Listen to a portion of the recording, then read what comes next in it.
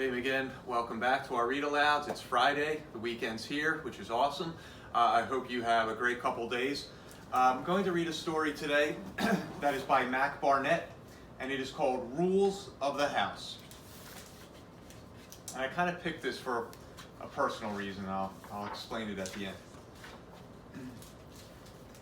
Ian always followed the rules. Here he is following the rule, always pack a toothbrush. Rules are meant to be followed, Ian would always say, because he meant it. Ian's older sister was Jenny, and she never followed the rules. Here she is breaking the rule, don't pinch. Jenny pinched me, said Ian.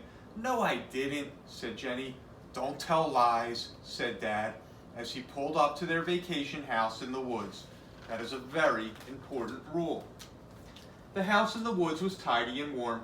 The living room had a potbelly stove, and the den had a bearskin rug, and the bathroom had a clawfoot tub. Ian thought it was great. Best of all was a framed piece of paper in the hallway that said, "The rules of the house." "Look," said Ian, "rules." "You're such a toady," said Jenny, and then she pinched him. "Ouch," said Ian. "You're not supposed to." "Ouch." Ian drew a deep breath and read out the rules with gusto. 1. Remove muddy shoes before you enter the house. 2. Don't leave a ring around the bathtub drain. 3. Replace any firewood you burn. And 4. Never, ever open the red door. "Everybody got that?" said Ian. "Yes, Toady," said Jenny. "Ouch," said Ian. During the day, Ian and Jenny and Dad did forest things like hiking. Ian kept to the marked trails. And swimming. Ian waited an hour until after eating. And climbing trees. Ian climbed no branch higher than his head. But this is not a story about the forest. This is a story about the house. Because of course it wasn't long before Jenny started breaking the rules. She tracked mud all over the rug. Her hair wrapped around the drain. And she loved roasting marshmallows, but never gathered more wood. "Jenny," said Ian, "you're breaking the rules." "Ian," said Jenny, "I wish you would disappear." Ian pointed to the paper on the wall. "You've already broken rules 1 through 3. "So what?" said Jenny. "It's not even our house." "Doesn't matter," said Ian. "Rules are rules, and rules are meant to be..." "Listen, Toady." Jenny moved toward the red door. "If you say that one more time, I swear I'll open this door." "Rules are meant to be..." Jenny turned the knob. Ian shouted, "Rules are meant to be followed." Jenny flung the door open. Nothing happened. Until that night. The rug was the first to knock on their bedroom door. "My beautiful fur is matted and muddy," he said.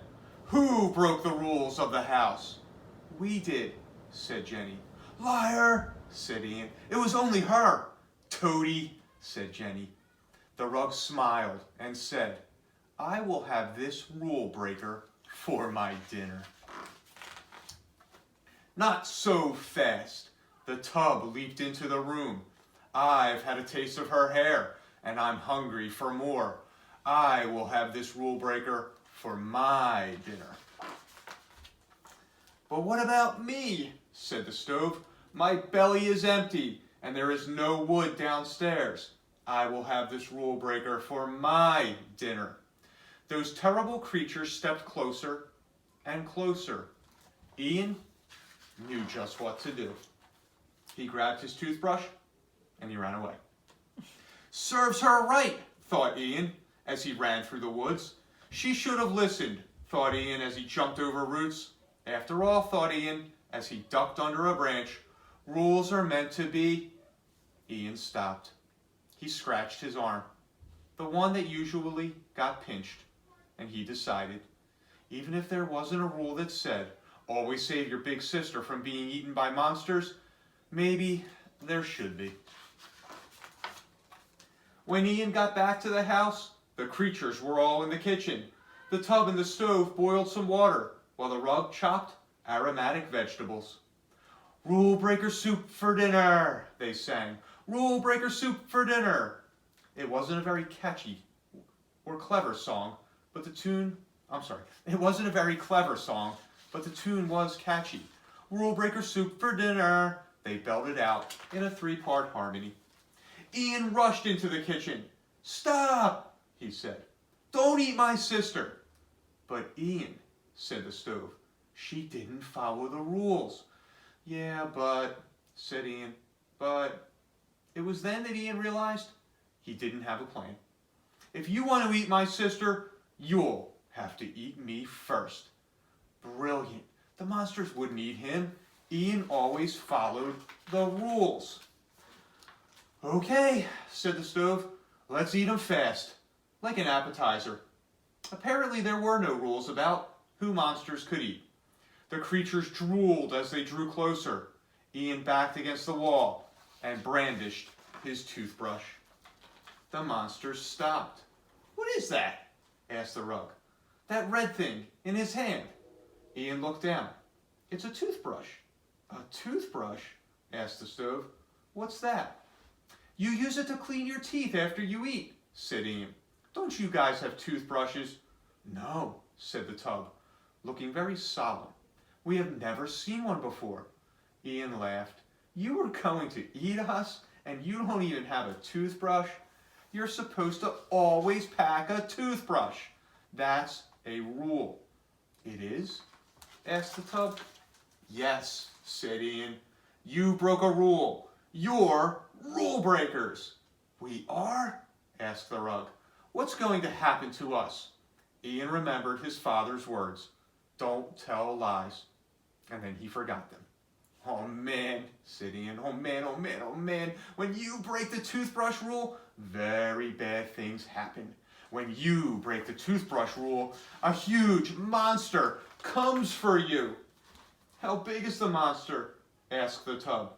"As big as you three put together, plus a little bit." "Oh my," said the stove. "Yes," said Ian.